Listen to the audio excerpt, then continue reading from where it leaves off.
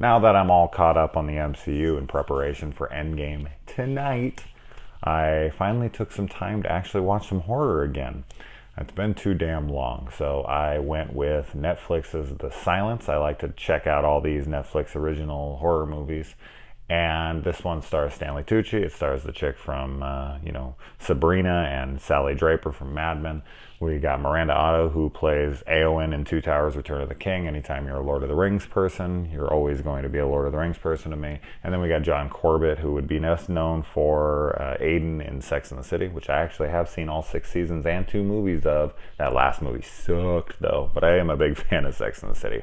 But I know him better from Northern Exposure. Big fan of that show growing up, so he'll always be from that show for me. Now, this movie, of course, is going to be compared to Bird Box, Quiet Place, and that makes sense, of course. It's weird that Bird Box and this are both Netflix originals and came out so close together, but both claim to be books that predated A Quiet Place and went into production before A Quiet Place was released. So I don't know how coincidental it all is. I can only speculate. I have no idea. But it is odd that we get 3 movies that are fairly similar in a very close proximity. That all being said, A Quiet Place is definitely the best of the 3, no doubt about it. This movie feels very hollow. The problem with this film for me is I thought it was okay. I thought it was good. It was okay. And it was really well shot. It was well acted. So aesthetically and technically, it's a good movie. You got the director from Annabelle in here, so you know you're probably not going to get the greatest film. Not that I'm an Annabelle hater like a lot of people are. I thought it was fine. I thought it was, nowhere near as bad as people claim it is. He also did Wish Upon, which was pretty terrible. Yet again, I shouldn't say pretty terrible. It was okay. It was just so generically bland, which is almost terrible. That's almost as worse of a crime than trying something new and failing. But yeah, this movie, it is just, I don't know, it feels disjointed in a way, to the sense that I feel like stuff, not that it's missing per se, but that it's so uneventful when things start to transpire that I have to wonder how much of the script was then cut out to make time in order to make this an hour and a half long. Because like every time that it would build something up to go somewhere, I felt like it didn't really go anywhere. Like especially the last act, it's just so uneventful. They don't earn any of it. They set up these, so if you don't for some reason know, it's a pretty simple story. It's these like bird things break out of a tunnel after being down there for millions of years, and they've adapted, and they can only, they're blinded, of course, kind of like descent creatures or something with wings, if you will, and they're out in the world, and if you make a noise, you die. Quiet Place, right? Although in this movie we do get to see the outbreak happen, which is a tad different than Quiet Place, which is already in post-apocalyptic world. But the creature designs, it's okay, it's fine. They kind of look like baby pterodactyls without eyes or something.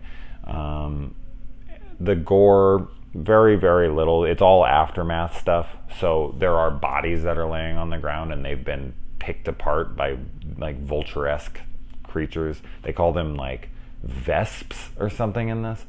But yeah, I guess in the end, what it really came down to was I wasn't really connecting with the events. I thought that, as I said, the acting was really solid from the character, or from the actors, but that the characters really didn't go anywhere because the story didn't really go anywhere. It's just kind of paint by numbers. I use that, description a lot, but these kinds of movies, it's like the perfect description. Like, the outbreak happens, they go on the run, they hold up somewhere, something, makes them have to come outside of their little hangout that they fortified themselves in.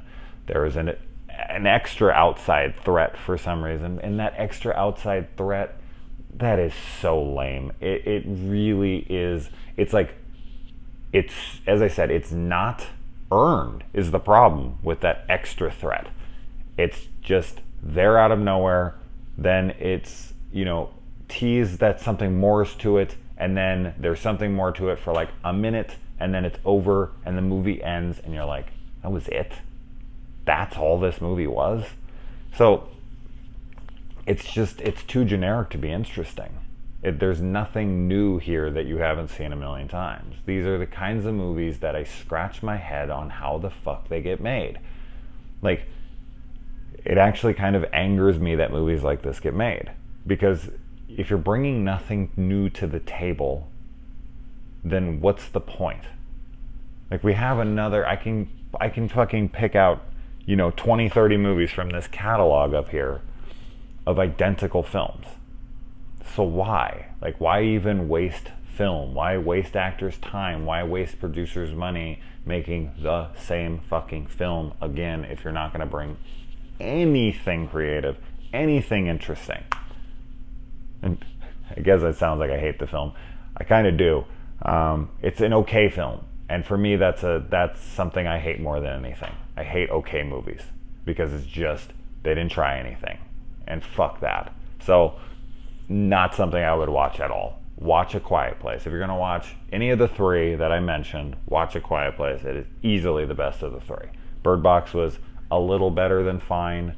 Quiet Place is very good. So watch that. Skip this. It's, yeah, not great. And it seems like I'm being vague about things. Yes, I'm doing non-spoilers here, but honestly, I wouldn't have much to say even if I was doing spoilers. Honestly, I don't know what else I would say. I could get a little descriptive with certain things, using a lot of quotations right now for some reason. But not much because there's not much to say. So yeah, they even have a deaf girl in here. Okay, the main girl here is deaf. So it's very similar to A Quiet Place and drastically inferior.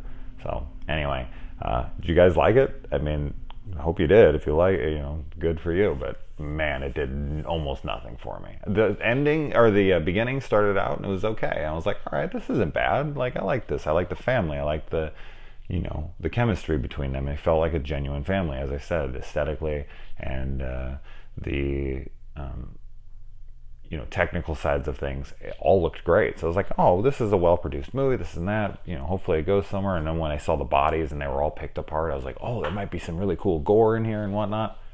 Nope, never goes absolutely anywhere. Everything that happens is extremely uneventful. You're like, oh, this might be cool. Nope. Oh, this might be cool. Nope. And it's just, that's the whole movie. And then it's over and you're like, all right, I'm gonna go to bed. Good night. You know. So, all right, guys, I'm out of here. Bye.